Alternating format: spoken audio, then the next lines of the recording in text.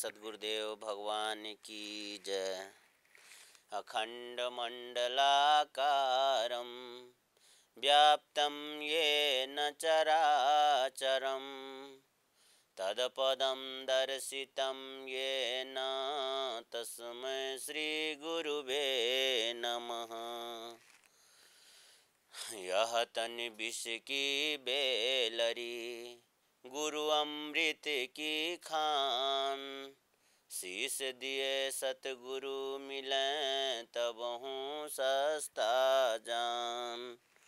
बोलिए श्री सद्गुरुदेव भगवान को जय।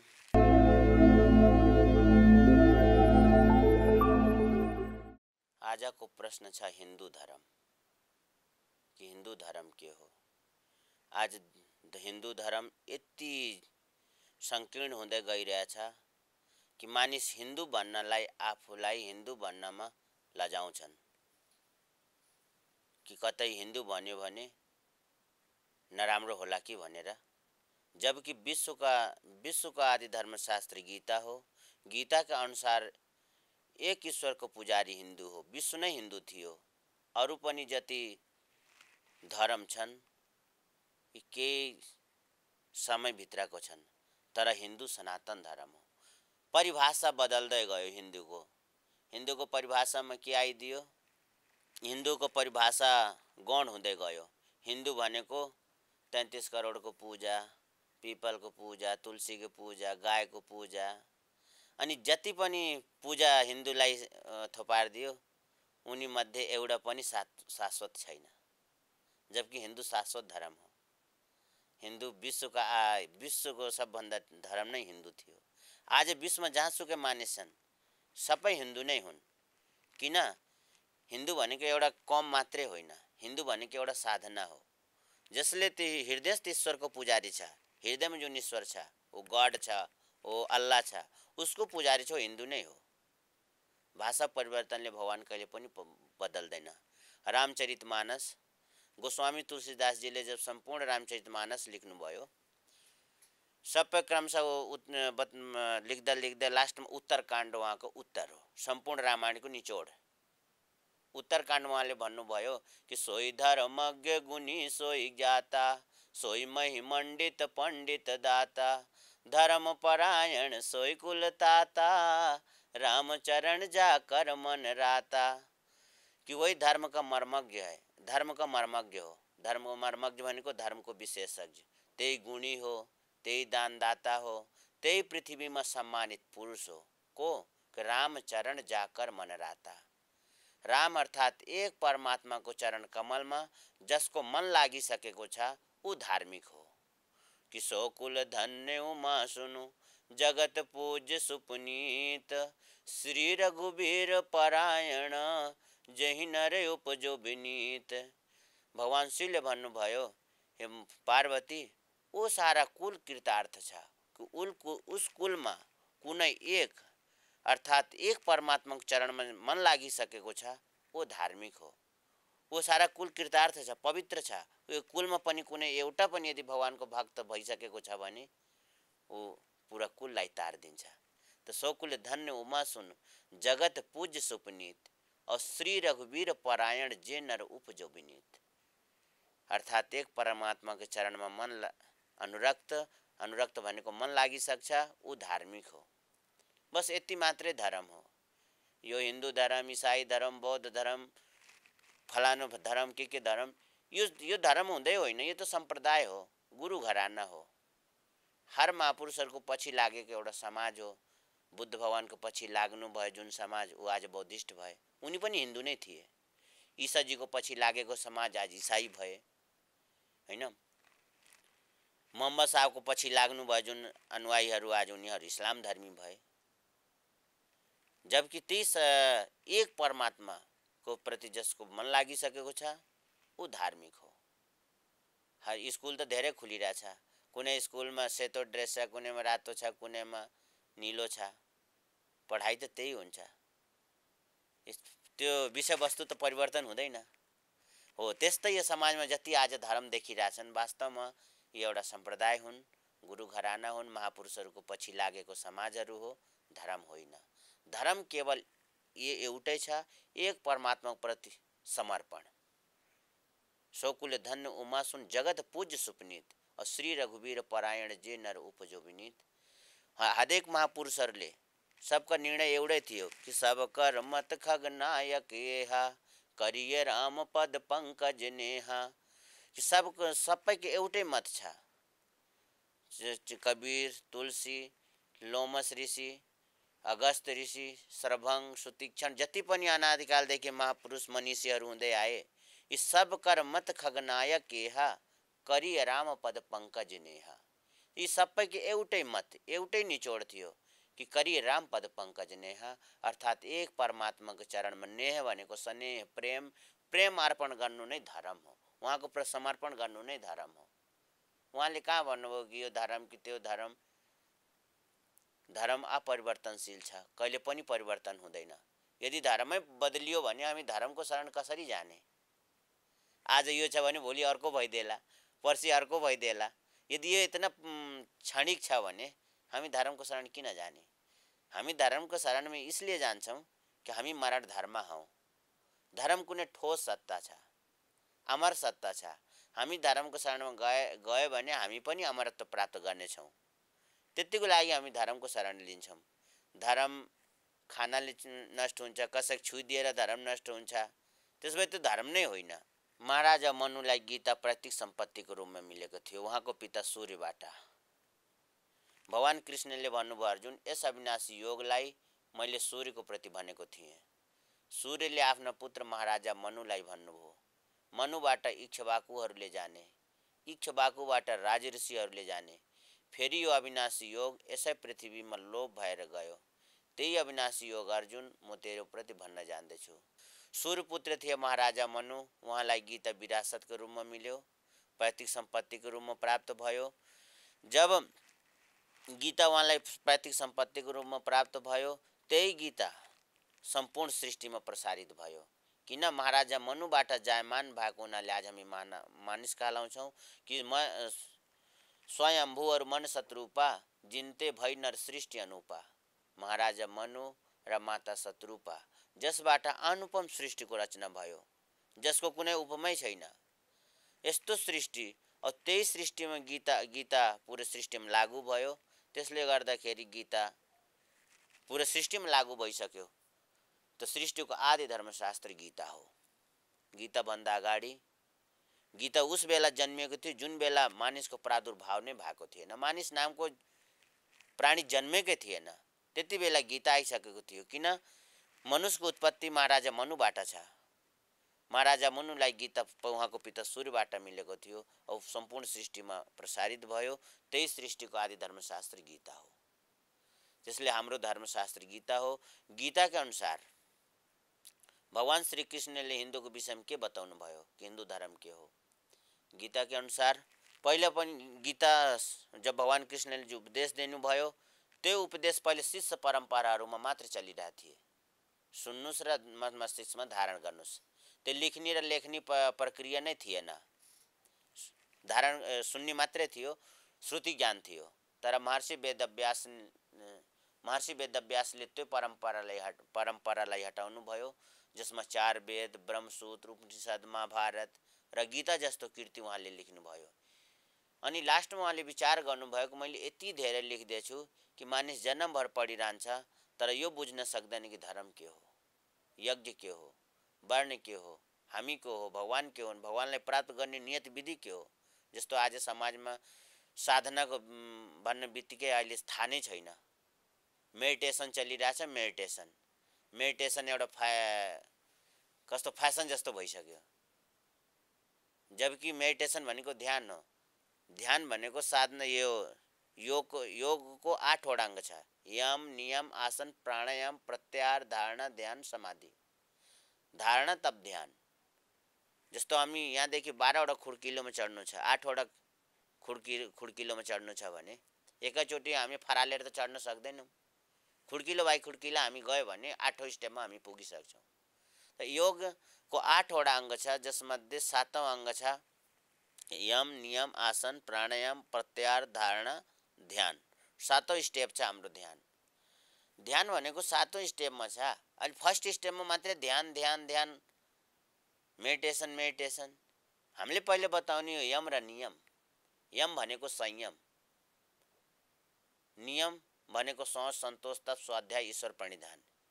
यम भनेको यमराज होइन, यम भनेको हुन्छ संयम। पहिले हामीले संयम सिकाउने हो, संयमबाट स्टार्ट गर्ने हो। संयम कसरी गर्ने, आफूलाई कसरी त्यसको योग्य बनाउने हो, त्यसको प्रक्रियाहरू दिने हो। लास्टमा आउँछ ध्यान। ध्यान त परिणाम हो साधनाको। त यो कुरा सिकाउनको लागि पहिले हामीले हेर्नुपर्छ आफ्नो धर्मशास्त्र। हाम्रो धर्मशास्त्रमा हाम्रो पूर्व मनीषीहरूले कसरी बताएका थिए, कसरी ध्यान गरे, कसरी गर्नलाई निर्देशन दिए, त्यो एक मात्र गीतामा छ। त पहिले सबै शास्त्रको रचना गर्नुभयो, जसमध्ये उहाँले विचार गर्नुभयो कि यिनीमध्ये शास्त्र को हो त। अब शास्त्र शास्त्रै, कोही भागवत पछि लागिरहेछ त कुनै महाभारतको पछि दौडिरहेछ त कुनै उपनिषदको पछि लागिरहेको छ। त उहाँले निर्णय दिनुभयो कि गीता सो गीता कर्तव्य किमन्य शास्त्र विस्तरै अय पद्मनाभ भस्य मुख पद्मात विनिश्रिता। कि गीता नै स्वयं पूर्ण शास्त्र हो, अरू अन्य शास्त्रको विस्तारमा जानको लागि के आवश्यकता। यो पद्मनाभ भगवान को मुखबाट निस्केको वाणी हो, सीधा प्रसारण हो। कि एकम शास्त्रम देवकी पुत्र गीतम, एको देवो देवकी पुत्र एवो, एको मंत्रस्य तस्य नामानि यानि, कर्म पेकम तस देवस सेवा। कि एउटै शास्त्र हो भगवान श्री कृष्णोक्त गीता। त्यो गीतामा भगवानले के सत्य बताउनु भयो त बताउनु भयो कि आत्मा नै सत्य हो, शाश्वत हो, सनातन हो, अजर अमर पुरुष हो। हामी आत्मा नै सत्य हो। अब त्यो आत्मा सत्य हो, सनातन हो, त्यसको लागि कसरी प्राप्त गर्ने त बताउनु भयो कि अर्जुन कर्म पेकम तस देवस सेवा। एउटै शास्त्र श्री गीता, ओ गीतामा सत्य बताउनु भयो आत्मा। एउटै मन्त्र बताउनु भयो कि ओम इतिकाक्षरम ब्रह्म व्याहरण मा मनुस्मरण अया प्रयाति तजन देहम सा याति परमाम गतिम। कि ओम एउटा अक्षर ब्रह्मका परिचायक हो, त्यसको जप गरा र मेरो स्वरूपका ध्यान गरा। जो ओम का जप गर्दै मेरो स्वरूपका ध्यान गर्दै तजन देहम, ओ देहाभ्यासका त्याग गरिसक्छ, ऊ मलाई प्राप्त हुन्छ। अब मन्त्र नाम आउनु बित्तिकै मान्छे गएर गुरु बनाइलिन्छ, अब कानमा फुकाएर मन्त्र लिन्छ, जबकि कानमा फुकेर मन्त्र आउँदैन। मन्त्र भनेको एउटा उपदेश खुल्ला छोडिदिनु भयो भगवानले। मन्त्र भनेको जो मन अन्तर छ मन्त्र, नाम जपबाट हाम्रो मन अन्तर्मुखी भएर जाओस्। जो बहिर्मुखी छ, जुन मन बाहिरी संसारमा दौडिरहेछ, त्यो अन्तर्मुखी भएर जाओस्, त्यसको नाम हो मन्त्र। मन्त्रमा बताउनु भएको ओम का जाप गरा। 8 चोटि ओम शब्दमाथि बल दिनुभयो गीतामा कि ओम इतिकाक्षरम ब्रह्म व्याहरण मा मनुस्मरण अया प्रयाति तजन देहम सयाति परमाम गतिम। अगाडि बताउनु भयो कि ओम तस्य दिति निर्देशो ब्राह्मणस्त्रिविधा स्मृता ब्राह्मणाश्च वेदाश्च यज्ञाश्च विहिता पुरा। ओम कसलाई निर्देशन गर्छ? ओम तत् दिति निर्देशो, ओ पारब्रह्म परमात्मालाई निर्देशन गर्छ, उसलाई बोध गराउँछ, जसबाट यज्ञ वेद र ब्राह्मण रचियो। ओम एउटा यस्तो चिज हो, यस्तो मन्त्र हो कि यज्ञ वेद र ब्राह्मण रचियो, एउटा रचना हो। त्यसले गर्दाखेरि ओम का जप बताउनु भयो र ध्यान आफ्नो बताउनु भयो। जब हामी ओम का जप गर्छौं र ध्यान आफ्नो बताउनु, अब कृष्ण भगवान त हुनुहुन्न, ध्यान कसको गर्ने? त्यसले गर्दा उहाँले बताउनु भयो अर्जुन तद्विधि परिपातेन परिप्रश्नेन सेवया उपदेक्षन्ति ते ज्ञानम ज्ञानिनस् तत्त्वदर्शिनः। कि कुनै तत्त्वदर्शी महापुरुषको शरणमा जाऊ, गएर टुटी फुटी सेवा गर, सानातिना सेवा गर र प्रश्न परिप्रश्न गरेर त्यो ज्ञानलाई अर्जन गर, जसको नाम हो ईश्वरको प्रत्यक्ष जानकारी। अर्थात् जप ओम का ध्यान आफ्नो बताउनु भयो। कर्म पेकम तस देवस सेवा, एउटै कर्म हो। यदि मानव तन मिलेको छ भने कि सोही पावन सोही सुभग शरीरा, जो तन पाई भजिय रघुवीरा। यदि दुर्लभ मानव तन मिलेको छ भने एक परमात्माको सुमिरन, एक परमात्माको चिन्तन स्मरण, यति मात्र गीतामा बताउनु भयो। गीतामा हिन्दूको विषयमा बताउनु भयो। हिन्दू धर्म के हो? हिन्दू भन्ने बित्तिकै मानिसमा परिकल्पना हुन थाल्छ, जबकि विश्वको आदि धर्मशास्त्र गीता, विश्वको धर्म नै हिन्दू। हिन्दू भने कुनै कौम होइन, कुनै प्रजाति होइन, कुनै सङ्गठन होइन, कुनै मजहब होइन। हिन्दू भनेको एउटा साधना हो, एउटा साधन गरेर ईश्वरसम्म पुग्नको लागि एउटा मार्ग हो। यसले गर्दा हिन्दू हृदयस्थ ईश्वरको पुजारी हिन्दू हो। महाराजा मनु उहाँले प्रलय देख्नु भएको थियो। उहाँ प्रलय अगाडि समुद्रमा जाँदा एउटा माछा भेट्यो। पानी उठाइरहनु भएको थियो, हातमा माछा आयो। त्यो माछाले भन्यो, राजन मेरो रक्षा गर। अब मनु चिन्तित हुनुभयो, को हो यो बोलिरहेछ। राजाले भने, ठिक छ, म तिम्रो लागि आफ्नो महलमा स्थान दिन्छु। उनले भने, मलाई ठुलो स्थान दिनुहोस्। राजाले भने, मेरो महल यति ठुलो छ कि तिमी यति सानो जन्तु, क्षुद्र जन्तु भन्यो, तिमी क्षुद्र जन्तु, तिमीलाई थाहा छैन म एउटा राजा हो, मेरो महल कति ठुलो होला। बस लिएर गयो माछालाई, लगेर एउटा हलमा, एउटा खड्कोलामा पानी थापेर त्यो माछालाई छाडिदियो। माछा ठुलो हुँदै आयो। जब ठुलो भयो माछा, फेरि कराउन थाले, राजन मेरो रक्षा गर, मेरो रक्षा गर। तब उसले भने, ठिक छ, म त्योभन्दा अर्को पात्र मगाइदिन्छु। अर्को ठुलो पात्र मगाए, त्यसमा हालिदिए। फेरि माछाको आकार बढिसक्यो। फेरि उहाँले एकछिनमा माछा कराउन थाल्यो। त्यसपछि अर्को पात्र ल्याए, त्यसमा पनि ठुलो आकार भइसक्यो। अब उहाँको महलमा यस्तो कुनै ठुलो पात्र नै थिएन जहाँ त्यसलाई माछालाई राखोस्। उनले भने, म तपाईँले लगेर समुद्रमा छाडिदिन्छु, त्योभन्दा ठुलो अरू स्थान छैन। उनले भने, यही उपयुक्त हुन्छ राजन। माछालाई लगेर समुद्रको माझमा छाडिदिनु भयो। माछा समुद्र छाड्ने बित्तिकै भगवान् मत्स्यको रूपमा प्रकट हुनुभयो। भगवान् मत्स्यले भन्नुभयो, राजन ठुलो प्रलय हुनेवाला छ, म तिम्रो सृष्टि र तिमीलाई म बचाइलिन्छु। तिमी यसो गर, सम्पूर्ण ऋषिहरू समेत सृष्टिको बिउ लिएर आउनु। जुन बेला प्रलय हुन्छ तिमीहरू सबै लिएर आउनु, म तिमी र तिम्रो सृष्टिलाई बचाइलिन्छु। जब म समुद्रमा देखा पर्छु, मेरो सिङमा डोरी हालिदिनु होला। त्यसपछि म तिमीलाई पार गरेर समुद्र तारिदिन्छु। ठिक समय आयो कि समय महाराजा मनु केही दिन त समय गइसक्यो। जब प्रलयको बादल उठ्न थाल्यो, महाराजा मनुलाई भगवानको बाणी याद आयो। उहाँले चाहिँ त्यो सम्पूर्ण ऋषि मुनिहरू समेत सम्पूर्ण सृष्टिको बिउ लिएर त्यो डुङ्गामा सवार हुनुभयो। डुङ्गा खेउँदा खेउँदा जब भयङ्कर तुफान र समुद्री लहर उठ्न थालेपछि अब त नाउ डुङ्गा अब झर्न थाल्यो, अब डुब्छ कि तब डुब्छ हुन थाल्यो। त्यही बिच भगवान् मत्स्य देखा पर्नुभयो। महाराजा मनुले त्यो नाउको डुङ्गाको डोरी लगेर माछाको सिङमा हालिदिनु भयो। भगवान् त्यो समुद्रबाट खेउँदै खेउँदा बिच समुद्र जाँदा भगवान् मत्स्यले महाराजा मनुलाई वेद प्रदान गर्नुभयो। समुद्र पार जाँदा जाँदा चारैवटा वेद प्रदान गर्नुभयो। महाराजा मनु त्यो मोतीहरूलाई समेट्न थाले। चारैवटा वेद सञ्जोएर राख्नुभयो। उहाँको नाम राख्नुभयो श्रुति। वेदको नाम उहाँले राख्नुभयो श्रुति। श्रुति भनेको सुन्नुहोस्, बिर्स्यो भने फेरि सुनिलिनुहोस्। तर गीताको नाम उहाँले राख्नुभयो स्मृति। स्मृति भनेको याददास्ता। गीता लगेर त्यो दराजमा राख्ने होइन, गीता पढ्ने हो। गीतै नपढेर त आज हामी यत्रो धर्मको ठुलो भवरमा परिरहेछौँ कि धर्म यो हो कि त्यो हो कि ऊ हो। कोही आएर हामीलाई धर्म परिवर्तन गराइदिइरहेछ, त कसैले आएर हामीलाई इसाई बनाइदिइरहेछ, कोही आएर हामीलाई चाहिँ मुस्लिम बनाइदिइरहेछ, धर्म परिवर्तन गराइदिइरहेछ। यदि हामीलाई धर्मको विषयमा ज्ञान नै भइदिएको भए त्यो कसैलाई त झुक्याउन सक्दैन थियो। सायद हामीले गीता नपढेरै आज यत्रो ठुलो भवनमा परिरहेछौँ। गीता हाम्रो धर्मशास्त्र हो। महाराजा मनुले यसलाई स्मृति ग्रन्थ भन्नुभयो। स्मृति भनेको अर्को कुनै होइन। जुन यो 65 स्मृति लेखिएको छ त्यो महाराजा मनुको देन होइन। उहाँ महाराजा हुनुहुन्थ्यो, त्यसमा ऋषि मनु लेखिरहेको छ, त्यो ऋषि होइन। उहाँले गीतालाई स्मृति बताउनु भयो।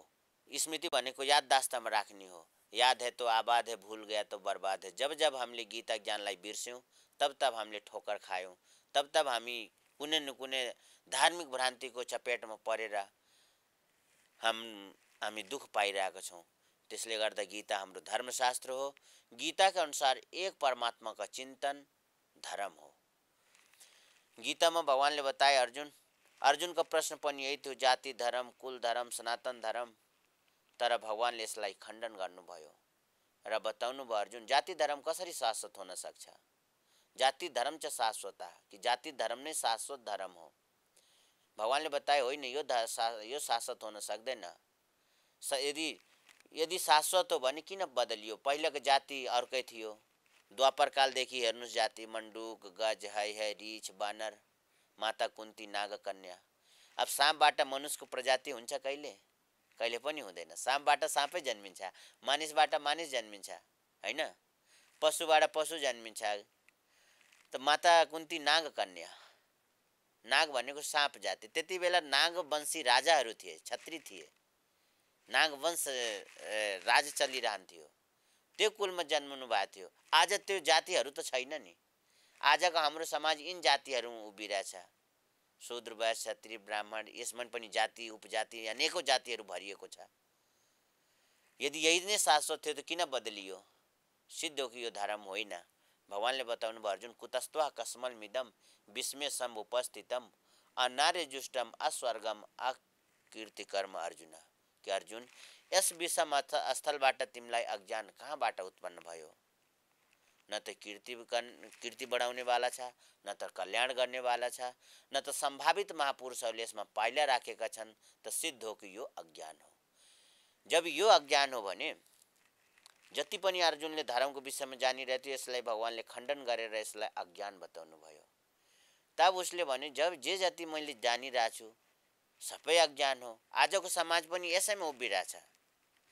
यो 5200 वर्ष अगाडि जुन समस्या थियो, आज पनि त्यही समस्या छ। अर्जुन त गीता सुनेर मुक्त हुनुभयो, तर आज समाज पनि जहाँ त्यही छ। आज पनि यही पिण्ड, पानी, तुलसी इत्यादिमा अल्झिरहेछ। वास्तविक सत्य तत्त्व जुन परम तत्त्व परमात्मा, त्यतातिर त कसैको ध्यानै छैन। एक परमात्माको पूजा भन्ने बित्तिकै घाँटीभन्दा मुनि जाँदैन। यो कस्तो बाबा होला, नयाँ प्रकारको सिकाइरहेछ। त्यस्तो भइसकेको छ भने यति मानिसहरू भइसकेका छन्, आफ्नो शास्त्रबाट यति टाढा छन्।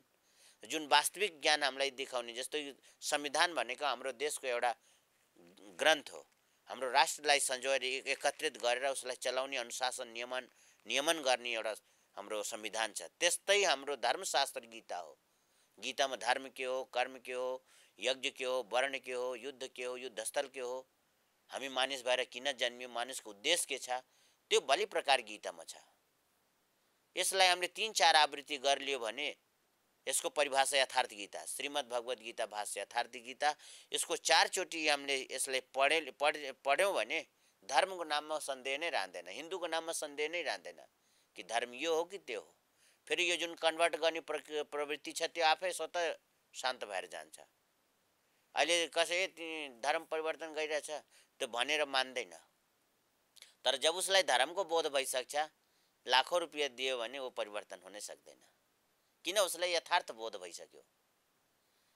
त्यसकारणले गर्दाखेरि गीतालाई हामीले जनजनसम्म पुर्याउँ, घर घरमा पुर्याउँ र राष्ट्रलाई हामीले अपिल गर्न चाहन्छु र हाम्रो सरकारलाई पनि अपिल गर्न चाहन्छु, यसलाई राष्ट्रिय ग्रन्थको मान्यता दियौँ। 150वटा देशहरू छन् जसमा मध्ये सबैको आफ्नो गुरु ग्रन्थ छ, तर हाम्रो देशमा अहिलेसम्म आफ्नो राष्ट्रिय ग्रन्थ नै चुज गर्न सकेको छैन। राष्ट्रिय ग्रन्थ जस्तै हाम्रो राष्ट्रिय पशु छ, राष्ट्रिय झन्डा छ, हैन, राष्ट्रिय जनावर छन्, त्यस्तै हाम्रो राष्ट्रिय ग्रन्थ पनि हुनु पर्यो।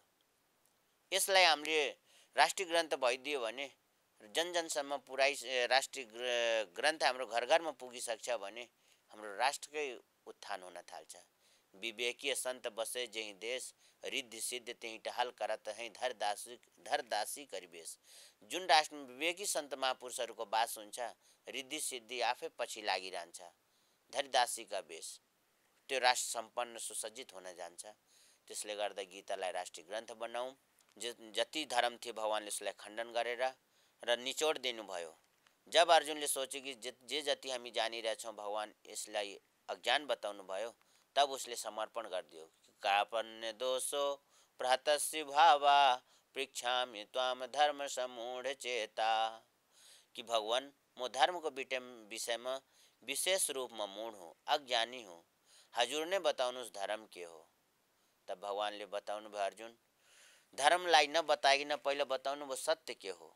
उहाँले बताउनु भयो अर्जुन, न सतो विद्यते भावो न भावो विद्यते सतः उभयोरपि दृष्टो अन्नस्तन्नस तत्त्वदर्शिभिः, कि असत्य वस्तुको अस्तित्व नै छैन, यसलाई रोक्न सक्दैन, र सत्यका तीनैवटा कालमा अभाव छैन, यसलाई मिटाउन सक्दैन। त्यो सत्य के हो जसलाई मिटाउन सक्दैन। तब बताउनु भयो कि अन्तवन्ति में देहा निक्तुक्त शरीरिणः, सम्पूर्ण भूत प्राणीहरूको शरीर नाशवान हो, जसमा आत्मा नै सत्य हो, शाश्वत हो, सनातन हो। हामी तपाईको हौं सनातन धर्मी। सनातन के हो? आत्मा। अब आत्मा पर्यन्त साधन पद्धति हामीलाई थाहा छैन भने सनातनमा त हाम्रो प्रवेशै भएको छैन। प्रयत्न गरिरहेको छौँ, स्कुलमा एडमिसन छैन भने 10 चोटि स्कुल आउनुस् जानुस् केही मान्यतै हुँदैन, एडमिसन हुनु पर्यो। त्यस्तै यदि सनातन हामी सनातन धर्मी हो भने सनातन हाम्रो आत्मा हो। आत्मा पर्यन्त जुन साधन पद्धति छ, जुन विधिबाट हिँडेर मानिस ईश्वरलाई पाइसक्छ, जुन बाटोमा हिँडेर भगवान बुद्धले बुद्धत्व प्राप्त गर्नुभयो, त्यो मार्गमा जुन बाटोमा हिँडेर पूज्य गुरुदेव भगवान आज महापुरुषको रूपमा प्रतिष्ठित हुनुभयो, त्यो एउटा साधन पद्धति हो, गीतोक्त साधन हो। त्यसमा हिँडेर हामी पनि जब त्यसमा हिँड्न थाल्छौँ अनि बल्ल हामी सनातन धर्ममा प्रवेश पाउँछौँ। सनातन धर्म सनातन आत्मा हो। अब सनातन आत्मा हो, सनातन हामी को सनातन धर्मी, हामी आर्य सनातन हिंदू। कुतस्त्वा कसमन मिदम विस्मय सम उपस्थितम अनार्य जुष्टम अस्वर्गम अकीर्तिकारम अर्जुन। अर्जुन भगवानले बताउनु भयो, अर्जुन यस विषम स्थलमा तिमीलाई अज्ञान कहाँबाट उत्पन्न भयो? न त कीर्ति बढाउनेवाला छ, न त कल्याण गर्नेवाला छ, न त वरिष्ठ महापुरुषहरूले यसमा पाइला राखेका छन्। अनार्य जुष्टम, अनार्यको सङ्गत कहाँबाट गर्यो? गीता आर्य संहिता हो। भगवानले भन्नुभयो अनार्य, अनार्यको सङ्गत तिमीले कहाँबाट गर्यो? अनार्य उसलाई भनिन्छ जो हृदयस्थ ईश्वरको पूजा छाडेर अन्यत्र प्रकृतिमा भौतारिरहेछ। आ ब्रह्म भुवन लोका पुनरावर्ती न अर्जुन मामुपैत्य तु कौन्तेय पुनर्जन्म न विद्यते। ब्रह्मबाट उत्पन्न सम्पूर्ण सृष्टि, देव दानव ये मरण धर्म हुन्। हाम्रो पूजा यहीँसम्म सीमित छ। जब यहीँसम्म हाम्रो पूजा छ हामी अनार्य हौँ। त त्योभन्दा माथि जुन ईश्वर छ, परमात्मा छ, जब त्यतातिर हामी अग्रसर हुन्छौँ तब बल्ल आर्य हुन्छौँ। आर्य उसलाई भनिन्छ जो हृदयस्थ ईश्वरको पुजारी हो, उसलाई आर्य भनिन्छ, उसलाई हिन्दू भनिन्छ, उसलाई सनातन धर्मी भनिन्छ। यो भनेको फरक, आर्य सनातन हिन्दू भनेको फरक होइन। आर्य हृदयस्थ ईश्वरको पुजारी, सनातन जुन आत्मा हो परमात्माको पुजारी, र हिन्दू हृदयस्थ ईश्वरको पुजारी, वो हिन्दू हो, उसैलाई हिन्दू भनिन्छ। त्यो हिन्दुत्वको लागि हामी सबै हिन्दू हौँ, विश्व नै हिन्दू हो। भाषा परिवर्तनले, भेष परिवर्तनले, खानपान परिवर्तनले हाम्रो धर्म परिवर्तन हुँदैन, यो अपरिवर्तनशील छ। भगवानले गीताको अनुसार सम्पूर्ण विश्व नै हिन्दू हो। अब हामी यो अर्को चरणमा हामी फेरि नयाँ विषयवस्तु लिएर उपस्थित हुनेछौँ र यसलाई हामी क्रमशः पूर्ण रूपमा बताउँछौँ कि हिन्दू के हो, हिन्दू कसरी बनिन्छ र हिन्दूको लागि साधन के हो। यो नेक्स्ट चरणमा हामी बताउनेछौँ। बोलिए श्री सद्गुरुदेव भगवान की जय।